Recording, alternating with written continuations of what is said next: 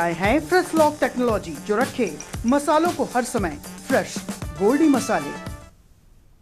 नमस्कार, आप देख रहे हैं खबर उत्तर प्रदेश। मैं हूं आपके साथ तनवीर। रुक करते हैं खबरों का, लेकिन उससे पहले नजर डालते हैं इस वक्त की हेडलाइंस पर। योगी सरकार ने 6 महीनों के लिए हड़ताल पर लगाई रोक। नियुक्ति कार्मिक विभाग के प्रमुख सचिव एम देवराज ने अधिसूचना की जारी। सीएम योगी ने एसआईआर को लेकर जनप्रतिनिधियों से किया सीधा संवाद। सीएम बोले, लोकतंत्र को मजबूत बनाने के लिए सक्रिय भागीदारी जरूरी। 14 दिसंबर को मिलेगा यूपी भाजपा का नया प्रदेश अध्यक्ष। कल दाखिल होगा नामांकन।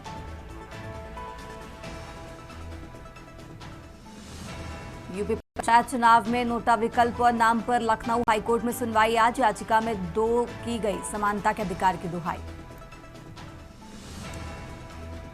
लखनऊ में घुसपैठियों की पहचान के लिए अवैध बस्तियों में रहने वालों की बनेगी सूची। श्री कृष्ण जन्मभूमि विवाद मामले में इलाहाबाद हाईकोर्ट में सुनवाई आज। न्यायमूर्ति अवनीश सक्सेना की एकल पीठ ये मामले में करेगी सुनवाई। आप देख रहे हैं के न्यूज, खबरों का सारथी। और अब रुक करते हैं और शुरुआत करते हैं लखनऊ की खबर से। लखनऊ से बड़ी खबर आपको बता रहे हैं, जहां यूपी बीजेपी को मिलेगा नया प्रदेश अध्यक्ष। तो 14 दिसंबर को मिलेगा यूपी बीजेपी का नया प्रदेश अध्यक्ष। ये बड़ी खबर आपको लखनऊ से बता रहे हैं, जहां पंकज चौधरी हो सकते हैं प्रदेश अध्यक्ष। राजधानी लखनऊ से यह अहम जानकारी आपको बता रहे हैं, जहां सूत्रों से मिली जानकारी के अनुसार पंकज चौधरी नए प्रदेश अध्यक्ष हो सकते हैं। महाराजगंज से आपको बता दें 7 बार के सांसद हैं पंकज चौधरी। केंद्रीय वित्त राज्य मंत्री पंकज चौधरी हैं और पंकज चौधरी कुर्मी बिरादरी से आते हैं। लखनऊ में पीयूष गोयल इसको लेकर ऐलान कर सकते हैं। तो बड़ी खबर आपको बता रहे हैं राजधानी लखनऊ से। बीजेपी प्रदेश अध्यक्ष के लिए पंकज चौधरी का नाम माना जा रहा है और लखनऊ में 14 तारीख को पीयूष गोयल इसका ऐलान भी कर सकते हैं। यूपी बीजेपी को नया प्रदेश अध्यक्ष मिलने वाला है। लखनऊ से ये बड़ी खबर आपको बता रहे हैं, यूपी बीजेपी को मिलेगा नया प्रदेश अध्यक्ष। पंकज चौधरी प्रदेश अध्यक्ष हो सकते हैं और जानकारी के अनुसार आपको बता दें लखनऊ में पीयूष गोयल इसको लेकर ऐलान करेंगे। महाराजगंज से 7 बार के सांसद हैं। महाराजगंज से 7 बार सांसद हैं पंकज चौधरी और यूपी बीजेपी अध्यक्ष बन सकते हैं पंकज चौधरी। ये बड़ी खबर आपको लखनऊ से बता रहे हैं। पंकज चौधरी कुर्मी बिरादरी से आते हैं और लखनऊ में पीयूष गोयल इनके नाम का ऐलान करेंगे। 14 तारीख को नाम का ऐलान होगा। तो लखनऊ से ये बड़ी खबर आपको बता रहे हैं। आगे बढ़ते हैं खबरों में। खबर लखनऊ से है, जहां सीएम योगी आदित्यनाथ का आज का कार्यक्रम आपको बता रहे हैं। शांत मन सक्षम शासन व्याख्यान माला की 24वीं प्रस्तुति होगी। दोपहर 12 बजे तिलक हॉल नवीन भवन में एक कार्यक्रम होगा और इस कार्यक्रम में शामिल होंगे उत्तर प्रदेश के मुख्यमंत्री योगी आदित्यनाथ।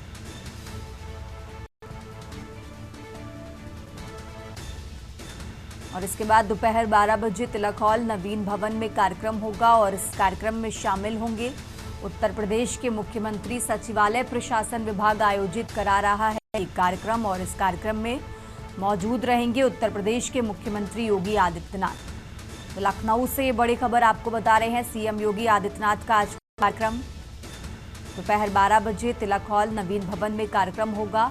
आपको बता दें सचिवालय प्रशासन विभाग ये कार्यक्रम का आयोजन करा रहा है और इस कार्यक्रम में मौजूद रहेंगे उत्तर प्रदेश के मुख्यमंत्री योगी आदित्यनाथ।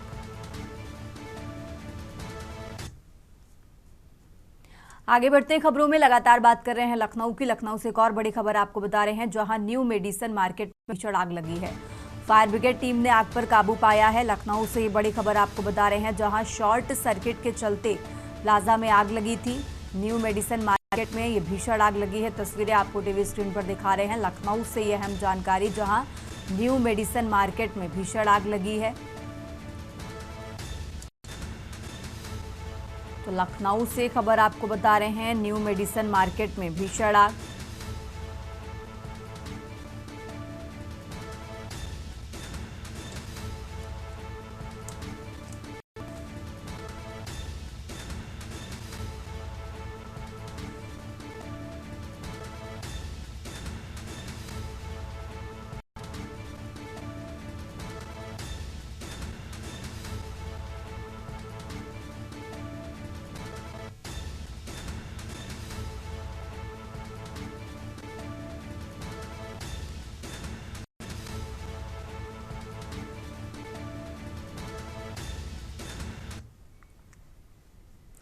आगे बढ़ते खबरों में खबर लखनऊ से है। जियाऊ रैन बसेरा पहुंचे डिप्टी सीएम ब्रजेश पाठक। रैन बसेरे में रुके हुए लोगों से हालचाल जाना। घायल व्यक्ति के इलाज के लिए डॉक्टरों को भी बुलाया गया। तो लखनऊ से खबर आपको बता रहे हैं, जहां रैन बसेरे में रुके हुए लोगों का हेल्थ चेकअप कराया गया। लखनऊ में 25 स्थायी रैन बसेरे हैं। सभी रैन बसेरों में सबको सुविधा मिल रही है, ब्रजेश पाठक की तरफ से ये बात कही गई है। तो लखनऊ से खबर आपको बता रहे हैं, रैन बसेरे पहुंचकर वहां मौजूद लोगों से उन्होंने हालचाल लिया।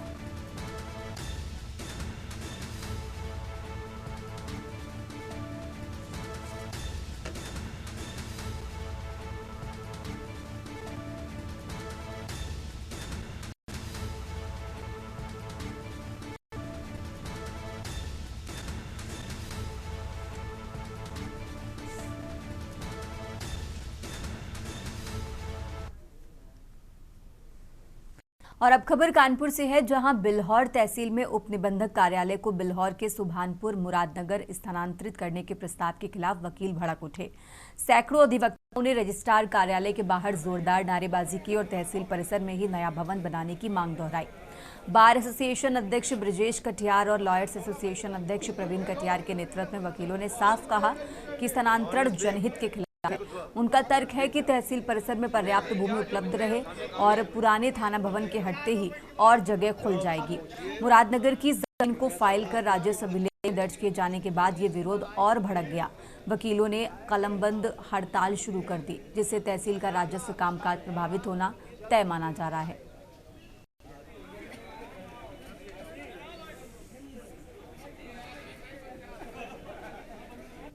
बिल्हौर बार एसोसिएशन बिल्हौर ने आम बैठक बुला करके सर्वसम्मत से निर्णय लिया, जिसमें Bilhaur bar association lawyers association दोनों की पूर्ण सहमत रही कि जो बिल्हौर में उप निबंधक कार्यालय बना हुआ है वो बिल्हौर से करीब 2 किलोमीटर दूर बनाया जा रहा है। इससे वकीलों को बहुत बड़ी दिक्कत होगी। बिल्हौर में तहसील मुख्यालय यहाँ रहेगा, 2 किलोमीटर दूर उप निबंधक कार्यालय रहेगा और 3 किलोमीटर दूर ग्राम न्यायालय की स्थापना की जा रही है। इससे वकीलों के सरकार कुठाराघात कर रही है। इसलिए हम सब लोगों ने निर्णय लिया कि तहसील में जो पर्याप्त भूमि है तो उसी जगह पर जहां पे उप निबंधक कार्यालय बना हुआ है इसी जगह पर क्यों न बना दिया जाए। निर्णय ये लिया गया है संयुक्त रूप से पायलट संगठन लायर्स एसोसिएशन और एक पायलट संगठन और एकीकृत बार एसोसिएशन, सबके अध्यक्ष महामंत्री सब मौजूद रहे। सब क्योंकि ये बहुत बड़ी समस्या है एक अधिवक्ता के लिए कि वो एक ही दिन में कई एक मुकदमे भी लगे होते हैं, एक ही दिन में कभी रजिस्ट्री भी होती है, कभी ग्राम न्यायालय में भी जाता है। तो एक अधिवक्ता के लिए क्या क्या वो करेगा कि रजिस्ट्री वहाँ कराने जाएगा, ग्राम न्यायालय वहाँ जाएगा और एसडीएम और तहसीलदार नायब तहसीलदार कोर्ट यहाँ करेगा। आगे बढ़ते हैं खबरों में खबर लखनऊ से, जहां उत्तर प्रदेश में 2 आईएएस अफसरों के ट्रांसफर हुए। अखंड प्रताप सिंह विशेष सचिव निर्वाचन विभाग भेजे गए हैं और इसी के साथ आपको बता दें आईएएस दीपा रंजन को सीईओ यूआरआरडीए का चार्ज सौंपा गया है। तो मिशन निदेशक यूपीएसआरएलएम बनी रहेंगी दीपा रंजन। लखनऊ से खबर आपको बता रहे हैं, राजधानी लखनऊ से अहम जानकारी आपको बता रहे हैं।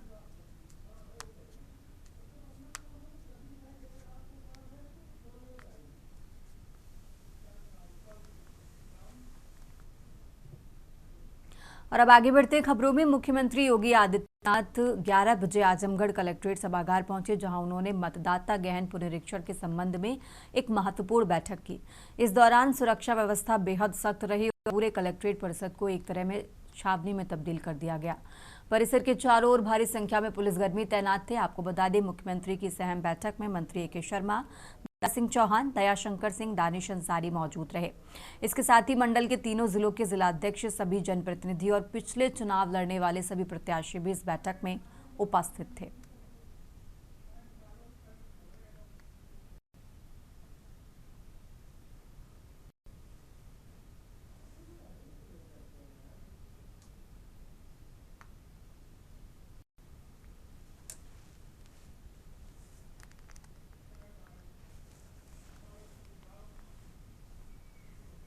और अब खबर कानपुर से है, वहां पूरे महानगर में जिला प्रशासन को बांटे गए 15% यानी करीब 5,40,000 मतदाताओं के SIR की प्रक्रिया के फॉर्म वापस नहीं मिल सके हैं।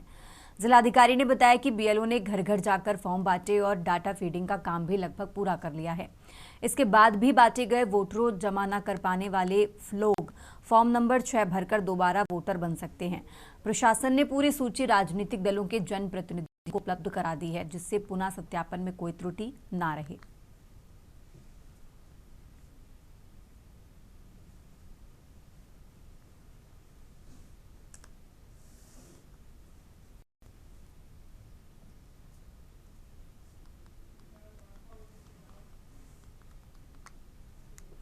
और अब रुक करते हैं अगली खबर का। परिषदीय स्कूलों के बच्चों को ठंड के मौसम में 4 माह तक सप्लीमेंट्री न्यूट्रिशन देने की योजना एक बार फिर से शुरू की गई है। इसमें बाजरा के लड्डू, गुड़ की गजक, चौलाई, भुना चना आदि बच्चों को उपलब्ध कराया जाएगा। विभागीय अधिकारियों के अनुसार इस योजना के तहत दिसंबर माह से ही न्यूट्रिशन युक्त खाद्य पदार्थ उपलब्ध कराया जाएगा। जनपद में बेसिक शिक्षा विभाग के 1,289 करीब प्राथमिक, प्राथमिक व कंपोजिट विद्यालय हैं। इनमें 1,62,000 छात्र छात्राएं शिक्षा ग्रहण करते हैं। PM पोषण योजना के तहत परिषदीय स्कूलों में कक्षा 1 से 8वीं तक के बच्चों को रोज मिड डे मील मिलता है।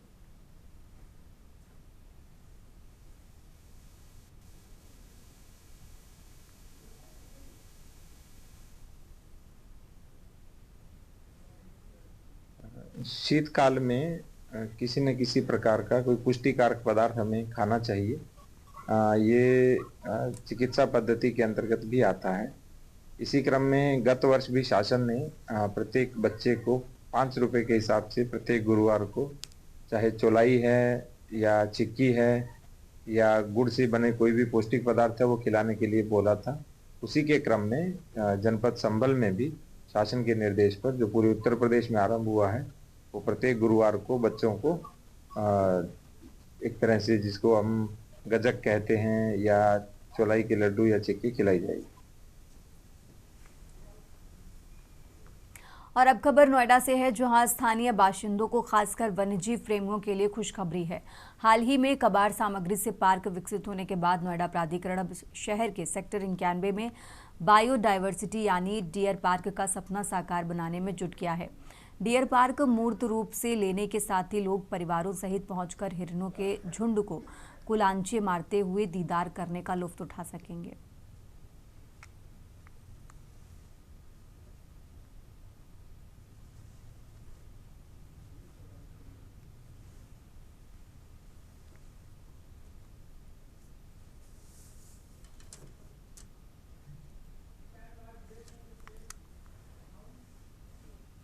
फिलहाल यहाँ रुकेंगे एक छोटे से ब्रेक के लिए, फौरन हाजिर होते हैं। के न्यूज़, खबरों का सारथी। ब्रेक से वापस आ चुके हैं, रुक करते हैं खबरों का। यूपी के परिषदीय टीचरों के लिए राज्य सरकार ने ऑनलाइन हाजिरी को अनिवार्य कर दिया है। एक बार फिर से नियम लागू किया गया है। इससे पहले भी नियम लागू किए गए थे, लेकिन विरोध के बाद उसे वापस किया गया। ये रिपोर्ट देखिए।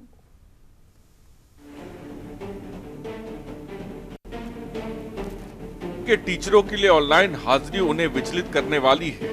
दरअसल राज्य सरकार ने स्कूल शिक्षा निदेशक के नाम से नया आदेश जारी किया है, जिसमें परिषदीय स्कूलों के शिक्षकों के लिए ऑनलाइन हाजिरी को अनिवार्य किया गया है। बता दें कि ये पहली बार नहीं है जब सरकार ने स्कूलों में ऑनलाइन हाजिरी दर्ज कराने का आदेश दिया है। इससे पहले भी ऐसा ही आदेश का शिक्षकों ने जबरदस्त विरोध किया था, जिसके बाद सरकार को फैसला वापस लेना पड़ा था और एक समिति गठित करनी पड़ी थी। बहरहाल अब नए आदेश में शिक्षकों की हाजिरी दर्ज करने के लिए स्कूल शुरू होने के बाद 1 घंटे की मोहलत दी गई है, लेकिन ये साफ है कि हाजिरी ऑनलाइन ही लगेगी। शासन आदेश में कहा गया है कि इस 1 घंटे की अवधि के बाद डिजिटल सिस्टम ऑटोमेटिक लॉक हो जाएगा।